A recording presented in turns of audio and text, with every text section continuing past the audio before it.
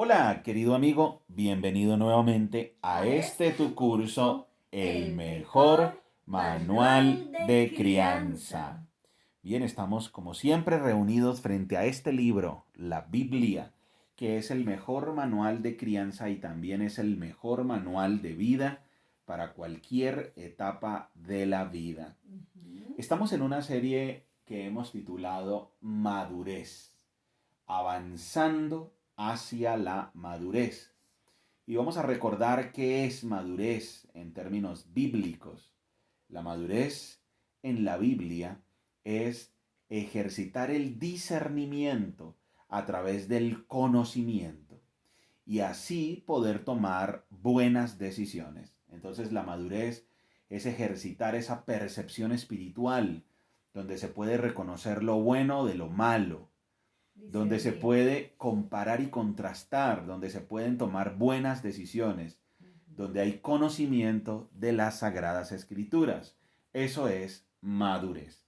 Y entonces la madurez va a producir un estilo de vida que es coherente.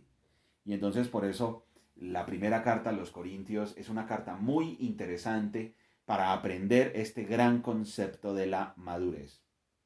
Querido amigo, si estás escuchando esta clase, te recomendamos que tienes que haber escuchado la primera clase de madurez, o sea, la clase número 171, porque tiene un hilo conductor.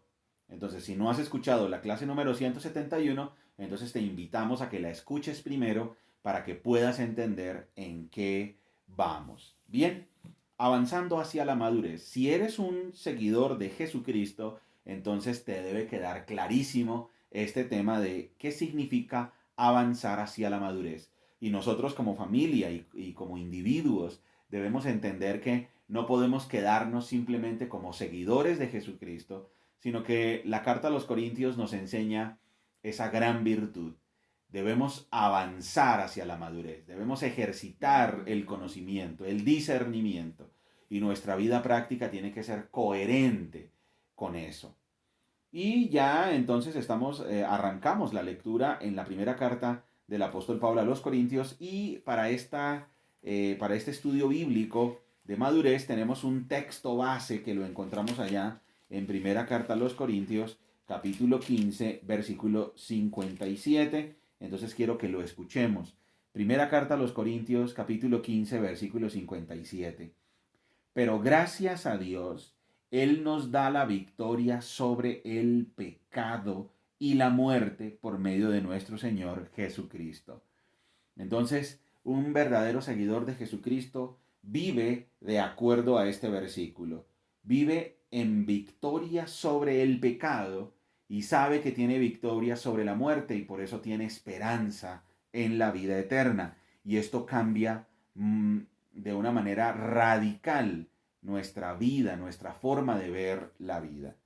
Y entonces vamos a leer primera carta a los Corintios capítulo 1 desde el versículo 1. Yo, Pablo, elegido por la voluntad de Dios para ser un apóstol de Cristo Jesús, escribo esta carta junto con nuestro hermano Sóstenes. Ya lo vimos en la clase anterior, esta carta entonces es escrita por el apóstol Pablo, un testigo de la resurrección de nuestro Señor Jesucristo y que fue elegido como apóstol, como enviado de parte de Jesucristo a anunciar la buena noticia de que ahora a través de Jesucristo el cielo es gratis. Si depositamos nuestra confianza en Jesucristo, entonces Dios nos declara justos ante sus ojos y nos podemos acercar con libertad y confianza al Confiadamente. trono de la gracia para encontrar esa ayuda que necesitamos en el momento más oportuno. Ujú, así es. Versículo 2. Va dirigida a la iglesia de Dios en Corinto, a ustedes que han sido llamados por Dios para ser su pueblo santo. Y ya hemos visto que nosotros entonces somos llamados por Dios para ser santos. Eso significa separados para sus propósitos, separados para Él, vivir para Dios. Eso significa que ahora estamos consagrados. Eso significa además que ahora vivimos una vida de pureza donde el pecado no nos puede gobernar. Y entonces, a ustedes que han sido llamados por Dios para ser su pueblo santo, Él los hizo santos por medio de Cristo Jesús. ¿Qué significa que Dios nos hizo santos? Pues que ahora Dios, a través del sacrificio de Jesucristo, nos declara no culpables y nos ve santos. Significa que a través de Jesucristo nos ve limpios, sin mancha, puros del pecado. Entonces dice que por eso nos hizo santos por medio de Cristo Jesús. Tal como lo hizo con todos los que en todas partes invocan el nombre de nuestro Señor Jesucristo, Señor de ellos y de nosotros. O sea, este tema de la santificación, de ser apartado para Dios, este tema de ser declarados justos, este tema de ser declarados limpios del pecado y de las consecuencias del pecado, ese tema de que ahora somos puros ante los ojos de Dios, se aplica a todo ser humano, a todos los seres humanos, a todas las personas que depositamos nuestra fe en Jesucristo. Versículo 3. Que Dios nuestro Padre y el Señor Jesucristo les den gracia y paz. Y aquí el apóstol Pablo está saludando como lo acostumbra hacer en todas sus cartas. Que Dios Padre y el Señor Jesucristo les den gracia y paz. La gracia es ese favor inmerecido. Y la paz es esa armonía, ese orden interior y esa comunión que tenemos con Dios, donde estamos libres de culpa y hemos hecho las paces con Dios. Entonces ese tema de la paz es un tema interno y externo en la relación con Dios. Versículo 4 del capítulo 1. Siempre doy gracias a mi Dios por ustedes y por los dones inmerecidos que les dio ahora que pertenecen a Cristo Jesús.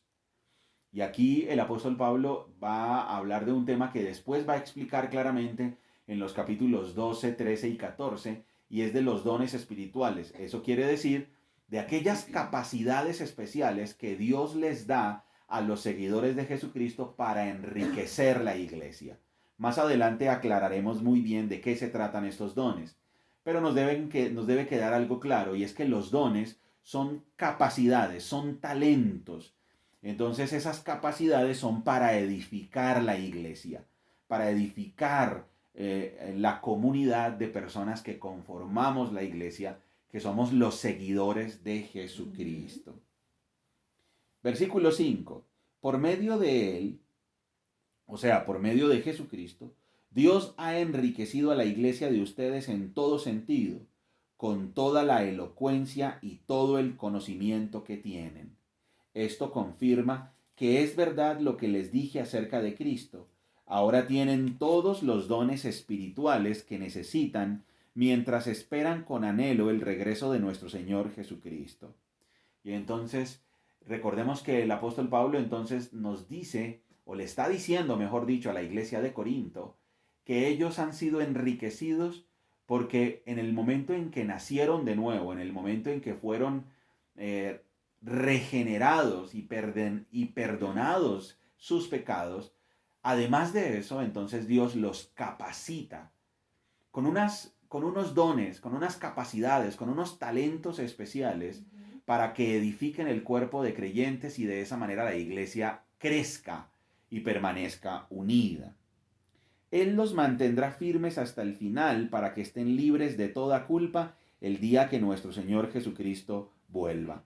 Y aquí vemos una obra soberana de Dios, y es que realmente es Dios el que mantiene firme a los creyentes. Es Dios el que edifica la iglesia.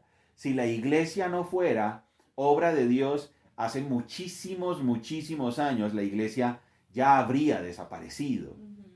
Sin embargo, la iglesia permanece firme, la unidad de la comunidad, el cuerpo de creyentes permanece todavía de pie, es por la obra de Dios. Y aquí no estoy haciendo alusión a ninguna organización religiosa, pues porque el apóstol Pablo no se está refiriendo a ninguna organización religiosa en especial, sino que el apóstol Pablo está hablando es de la comunidad de creyentes que está allá en la ciudad de Corinto. Y en su aplicación sabemos que es Dios el que sostiene a los creyentes, es Dios el que llama a las personas y es Dios el que los mantiene firmes hasta el final. Quiere decir que si nosotros permanecemos firmes en el camino de Jesucristo, no podemos jactarnos, No podemos creer que es por nuestro mérito ni por nuestras propias capacidades, sino es porque Dios es el que nos mantiene firmes. Dice el versículo 9: Dios lo hará porque Él es fiel para hacer lo que dice y los ha invitado a que tengan comunión con su Hijo Jesucristo, nuestro Señor. ¿Realmente de qué se trata entonces la vida de seguir a Jesucristo? ¿De qué se trata el cristianismo, la vida cristiana? Se trata de tener comunión con Dios el Padre, una amistad con Dios el Padre y una comunión con su Hijo Jesucristo. Amistad, unión profunda con su Hijo Jesucristo. Y como esta serie se llama Avanzando hacia la madurez o madurez, vamos a entrar ya a abordar uno de los temas importantes que el apóstol Pablo quiere mostrar. Y eso lo encontramos en el versículo 10 en adelante. Muy bien, dice así: Amados hermanos, les ruego por la autoridad de nuestro Señor Jesucristo que vivan en armonía los unos con los otros, que no haya divisiones en la iglesia. Por el contrario, sean todos de un mismo parecer, unidos en pensamiento y propósito. Pues algunos de la casa de Cloé me contaron de las peleas entre ustedes, mis amados hermanos. Algunos de ustedes dicen: yo soy seguidor de Pablo. Otros dicen: yo sigo a Apolos, o yo sigo a Pedro, o yo sigo únicamente a Cristo. ¿Acaso Cristo está dividido en facciones? ¿Fui yo Pablo crucificado por ustedes? ¿Fue alguno de ustedes bautizado en el nombre de Pablo? Por supuesto que no. Agradezco a Dios que no bauticé a ninguno de ustedes, excepto a Crispo y a Gallo, porque ahora nadie puede decir que fue bautizado en mi nombre. Ah, sí, también bauticé a los de la casa de Estéfanas, pero no recuerdo haber bautizado a nadie más. Pues Cristo no me envió a bautizar, sino a predicar la buena noticia, y no con palabras ingeniosas, por temor a que la cruz de Cristo perdiera su poder. Y aquí entonces el apóstol Pablo empieza ya, entra en materia, va a abordar el primer gran tema de esta carta, y es el propósito por el cual él está escribiendo esta carta, y es que la inmadurez de la iglesia de Corinto se veía reflejada en que estaban divididos porque estaban siguiendo a sus predicadores favoritos. Y entonces habían grupos en la iglesia, grupos sectarios en la iglesia, porque estaban divididos frente a qué predicador seguían. ¿Por qué había pasado eso? Como lo dijimos en la clase anterior, el apóstol Pablo fue testigo de la resurrección de Jesucristo. Sin embargo, el apóstol Pablo fue perseguidor antes de eso de la iglesia. El apóstol Pablo no estuvo en los 3 años de ministerio terrenal de nuestro Señor Jesucristo, mientras que los otros 12 discípulos sí, pero el apóstol Pablo no estuvo en esos 3 años de ministerio. El apóstol Pablo fue el fundador de la iglesia en Corinto. Entonces el apóstol Pablo estuvo en Corinto durante 1 año y medio aproximadamente, predicando las escrituras, predicando la buena noticia, consolidando a los creyentes, pastoreando a los creyentes, y después de ese 1 año y medio continuó su viaje. Cuando la iglesia estaba sin él, entonces por ahí pasó otro maestro itinerante que ya hemos visto de él en el libro de Hechos de los Apóstoles, y es Apolos. Y entonces Apolos es un personaje que es aprobado por los discípulos, que es aprobado por la iglesia, es aprobado por el mismo apóstol Pablo. Sin embargo, Apolos tenía otra forma de ser. La Biblia, en el libro de Hechos, se describe a Apolos como vigoroso y como un buen orador, y que explicaba valientemente, valerosamente y con mucho ímpetu las escrituras. Entonces, después de que salió el apóstol Pablo de Corinto y siguió sus viajes misioneros, llegó Apolos a Corinto, y entonces empezó a consolidar a la iglesia. Les hablaba, les predicaba, les enseñaba, y entonces muchos empezaron a decir: uy, miren a Apolos, qué distinto que es al apóstol Pablo. No, definitivamente Apolos predica mejor, tiene más elocuencia, no, es mucho más inteligente, mira la forma, la expresión que tiene, mira el don de gentes que tiene, mira el vigor con el que explica la palabra. No, yo definitivamente sigo a Apolos. Mm. Apolos abandona la iglesia y después llegó Pedro. Pedro también pasó a visitarlos y entonces ahí otra facción de la iglesia dijo, uy, no, no, no, no, no. ¿Cómo vamos a estar siguiendo a Pablo o cómo vamos a estar siguiendo a Apolos? No, sigamos a Cefas, al mismo apóstol Pedro, el mismo testigo, mismísimo testigo de la vida y obra de nuestro Señor. Estuvo con él durante los 3 años de su ministerio. O sea, él definitivamente es el que tiene la máxima autoridad. El apóstol Pablo ni siquiera es apóstol. Y entonces ponían ya en duda el apostolado del apóstol Pablo. Decían, no, ¿qué apóstol va a ser Pablo si él ni siquiera estuvo los 3 años de ministerio con nuestro Señor Jesús? No, el verdadero apóstol es Pedro. Y otros decían, no, no, no, yo la verdad a ninguno, yo realmente sigo es a Cristo. Y otros decían, no, no, no, no, no, yo sigo a Pablo porque él fue el primero que nos sembró la palabra y el que se sacrificó por nosotros. Y entonces empezaron a dividirse. Pero ¿por qué se estaban dividiendo? Por conceptos humanos. Y eso estaba mostrando su inmadurez. Estaban haciendo un juicio humano y se les había olvidado que la obra en la iglesia es de Dios. Ujú. Ese era el pequeño detalle que en su inmadurez habían olvidado. Que el que sostiene la iglesia es Dios. Que el que hace crecer la iglesia es Dios y que el que da la sabiduría es Dios y el que salva es Dios y el que se sacrificó por nosotros es Cristo y Cristo no está dividido. Sin embargo, la inmadurez de una persona y la inmadurez de la iglesia se nota cuando empieza a volverse fan de algún predicador y a atribuirle a ese predicador algún tipo de don especial o de poder especial o de carisma especial o de sabiduría especial y dejan a un lado las Sagradas Escrituras. Y entonces ahí es donde el apóstol Pablo empieza a abordar este gran tema, que es el primer tema que va a abarcar los capítulos 1, 2, 3 y 4. Los primeros 4 capítulos de la carta a los Corintios va a estar enfocado en lidiar con este problema de las divisiones en la iglesia, porque eso muestra la inmadurez. Claro, querido amigo que nos estás escuchando y nosotros como familia, si nosotros tenemos predicadores favoritos, si nosotros decimos, no, es que no hay como fulanito, uy, es que Pepito, uy, es que tal predicador, tal maestro, ese sí, a ese sigo yo, entonces esa es una prueba absoluta de inmadurez, porque se le está dando una evaluación humana a una obra divina. Entonces se cree que una obra divina, que es la iglesia, que es la comunidad de creyentes, que son los nacidos de nuevo y los seguidores de Jesucristo y los que son salvados del infierno para ir al cielo gratuitamente solo a través de la fe, entonces a todo eso se le está atribuyendo una hazaña, una destreza o la inteligencia humana.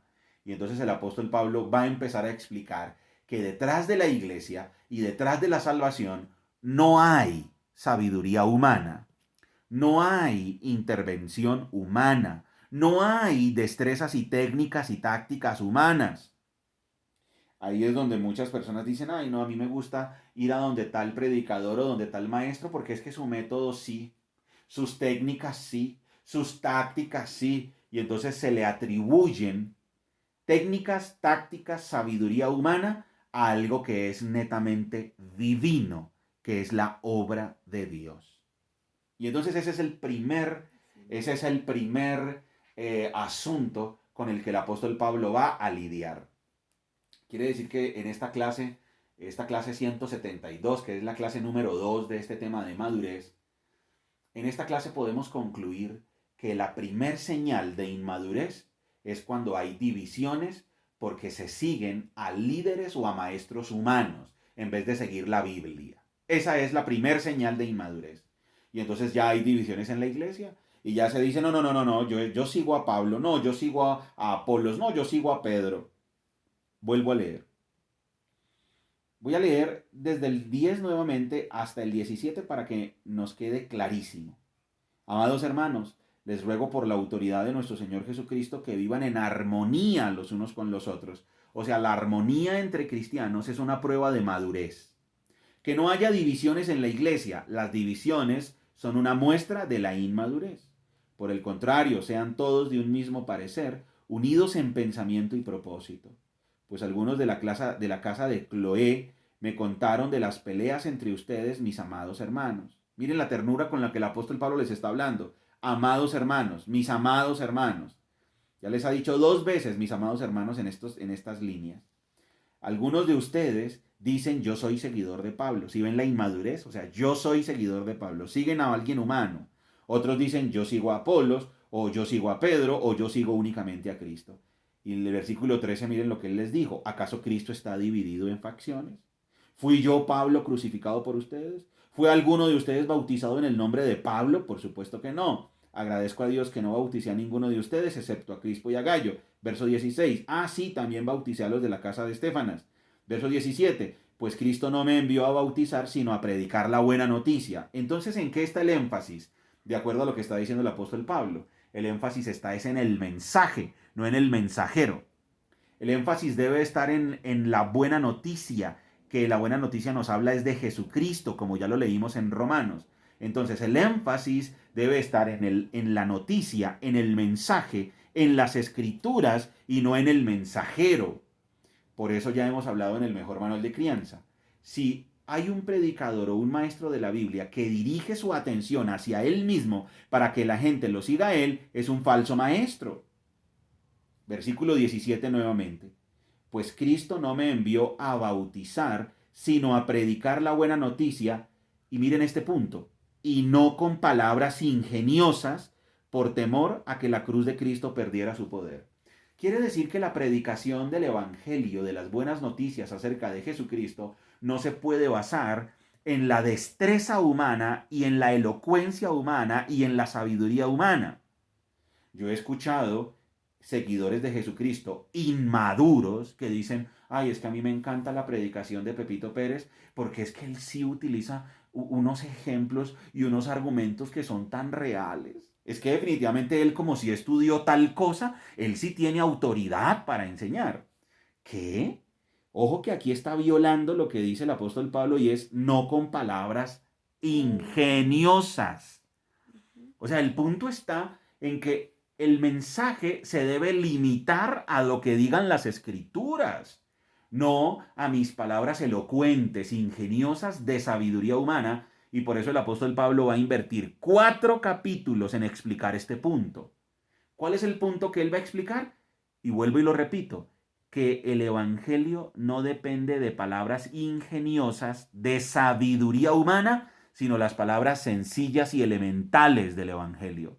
Amigo que me estás escuchando, si tú te dejas despampanar, descrestar por palabras ingeniosas de tu predicador favorito, estás en un grave peligro, porque el apóstol Pablo dice que él mismo, el mismísimo apóstol Pablo, testigo de la resurrección de Cristo, no utilizó palabras engañosas, sino que él estaba, palabras ingeniosas, perdón, sino que él era predicando simplemente la buena noticia.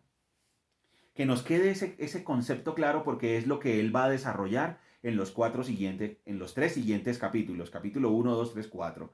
Él va a explicar ese concepto. ¿Cómo así que no son palabras ingeniosas? ¿Cómo así que no son palabras humanas? No, el mensaje del Evangelio se debe limitar a un mensaje sencillo, que es la Biblia. No anécdotas humanas, no interpretaciones humanas y no destrezas humanas, porque cuando la gente sigue eso, está demostrando la inmadurez. Ay, no, es que definitivamente mi maestro bíblico favorito es Pepito Pérez porque él tiene una sabiduría y pone unos ejemplos y hace unas historias y da unas ilustraciones y cuenta unas anécdotas. Estás cayendo en la trampa de seguir a gente, a líderes humanos, a maestros humanos con humana sabiduría, cuando el mensaje de la cruz debe ser muy sencillo. Ahora vuelvo a leer el versículo 17 para que nos quede muy claro, porque es como el versículo central de esta primera sección. Pues Cristo no me envió a bautizar, sino a predicar la buena noticia, y no con palabras ingeniosas por temor a que la cruz de Cristo perdiera su poder. ¿Cómo así que a que la cruz de Cristo perdiera su poder? Pues aquí lo que está diciendo el apóstol es muy sencillo, que en vez de decir, oye, mira, yo estoy tan agradecido por lo que Cristo hizo en mi vida, yo entiendo ahora que gracias a la cruz es que yo soy salvo, gracias a que Cristo pagó ese precio, yo tengo una vida nueva y todo es por el poder de él. Entonces, el peligro que se corre en la inmadurez y también con los falsos maestros es que las personas empiezan a decir, no, yo sí le agradezco tanto a tal predicador porque gracias a él entendí el mensaje. No, yo sí le agradezco tanto a tal maestro porque gracias a su forma entendí el mensaje. ¿Qué? Falso. El apóstol Pablo no quiso que la atención se centrara en él. El apóstol Pablo lo que quería es que la atención se centrara en la cruz, en el mensaje de la salvación. Pero ¿cuál es el mensaje de la cruz? El mensaje de la cruz ya lo vimos en el estudio que hicimos de Romanos. El mensaje de la cruz es, estamos condenados. Vamos rumbo al infierno. No hay ni una sola persona buena. Sin embargo, Dios es tan misericordioso que envió a su Hijo para pagar por nosotros. Y ahora, si confiamos en Él, vamos gratis al cielo. En un acto de confianza, Dios nos salva por su misericordia. Y ahora Él, ya que nos justifica, nos santifica. Ese es el mensaje de la cruz. ¿Quién es el que obra? Dios. ¿Quién es el que paga? Cristo. ¿Cómo pagó? En la cruz. Y ese es el mensaje que nos debe hacer nacer de nuevo. El mensaje no es, oye, ¿sabes qué? Mira que hoy salí y me gustó tanto como predicó ese señor. Me encantaron las palabras que dijo. Lo que más me encantó fueron eso, sus anécdotas. Mira lo que le pasó cuando niño. Mira sus experiencias sobrenaturales. Mira lo que le pasó cuando se encerró en ese cuarto y se le apareció aquella luz brillante. Definitivamente me encantó este predicador. Voy a seguir viniendo donde él. ¿Qué? Eso es absolutamente equivocado porque se pierde el sentido de la cruz de Cristo. Y entonces por eso el apóstol Pablo dice, pues Cristo no me envió a bautizar, sino a predicar la buena noticia, y no con palabras ingeniosas, por temor a que la cruz de Cristo perdiera su poder. Amigo que me estás escuchando y nosotros como familia, ¿estamos siguiendo líderes humanos? ¿Nos parece mejor este predicador que este? ¿Le atribuimos mérito al predicador? Cuidado. Si alguna vez nosotros salimos de una prédica o de una enseñanza bíblica diciendo, ¡ay, qué gran predicador! Y mira todo lo que le pasó, y mira todo lo que sabe, y mira todas sus vivencias, y mira tan impresionante que es, mira lo humilde que es, mira lo angelical que es. Cuidado. Eso es señal o que es un falso maestro o que es inmadurez tuya o mía o las dos. Inmadurez, seguir a líderes humanos. Porque entonces la cruz de Cristo pierde su poder. En cambio, ¿qué es madurez? ¿Y qué es centrarse en la cruz de Cristo? Que tú salgas de un estudio bíblico diciendo, impresionante lo que la Biblia me habló. Mira lo que Cristo hizo por mí. Mira el significado de lo que hizo Dios. Definitivamente Dios es bueno. Oye, ¿cómo se llamaba el predicador? ¿Verdad que casi ni me acuerdo? Porque salí tan impactado por el mensaje de la Biblia y de la cruz que definitivamente eso es lo que transforma mi vida. Eso es una señal de madurez. Quiere decir, querido amigo que me estás escuchando y nosotros como familia, por esto el apóstol Pablo escribe esta carta y por eso hemos titulado esta serie Madurez. Y entonces ya tenemos como gran conclusión de nuestra clase de hoy. Si yo hago que la gente se fije en mí, entonces soy un falso maestro. Y si yo como seguidor de Jesucristo me fijo en los predicadores y los sigo a ellos, entonces soy un inmaduro que estoy corriendo graves peligros en mi fe. Muy bien, querido amigo, qué gran enseñanza hemos tenido hoy. Continuaremos con esta primera parte, las divisiones en la iglesia, seguir líderes humanos, que son los temas del capítulo 1, 2, 3 y 4. Recuerda que somos Margie y Daniel, familias saludables, familias que se enfocan en lo importante. Hasta pronto, ¡Chao! amigos.